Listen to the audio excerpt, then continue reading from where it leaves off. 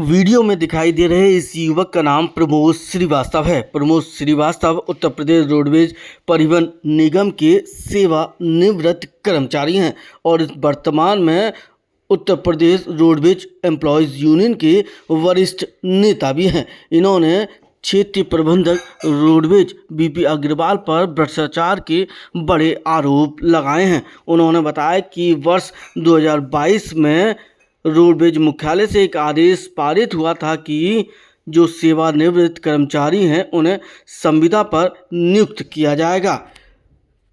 सेवानिवृत्त होने के बाद वर्ष 2024 में प्रमोद श्रीवास्तव ने भी संविदा पर नियुक्ति के लिए आवेदन किया था, लेकिन उनका आरोप है कि बीपी अग्रवाल ने उनका प्रार्थना पत्र निगम मुख्यालय प्रेषित नहीं किया, बल्कि उनके बाद जो उनके चहेते कर्मचारी थे उन्हें मानदेय पर रख लिया गया। इसकी शिकायत एक पत्र के माध्यम से उन्होंने रोडवेज के प्रबंधक को भी की है। सुनिए उन्होंने क्या कहा। किस तरह की नियुक्ति होनी थी और किस तरह का करप्शन आपको नजर आता? देखिए, मैं सेवानिवृत्त कर्मचारी हूँ। भानु नगर से लिपिक के पद पे, सीनियर लिपिक के पद पे रिटायर हुआ था।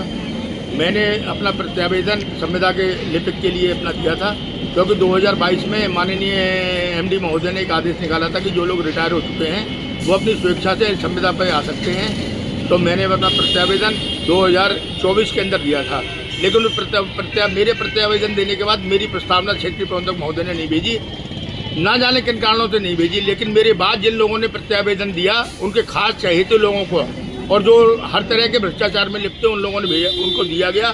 तो उन लोगों का उन्होंने नियुक्ति तो करा दी, लेकिन प्रत्यावेदन वहाँ पे भेज दिया उन्होंने उनका मुख्यालय।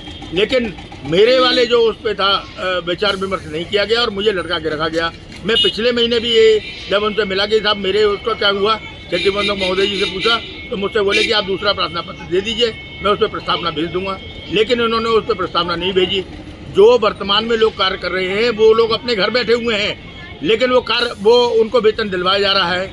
मेरे से जो उन्होंने कुछ जिस तरह की भी अगर उनको डिमांड करनी थी तो मुझसे कहते मैं उनकी डिमांड को पूर्ण करता।